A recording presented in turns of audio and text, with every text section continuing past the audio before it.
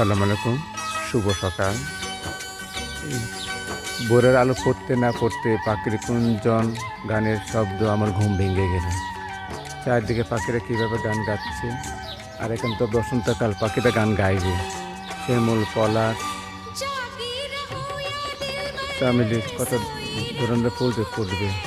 সেই পাখির গান শুনে আমার একটি ছোট্টবেলা গানের কথা মনে পড়ে গেছে।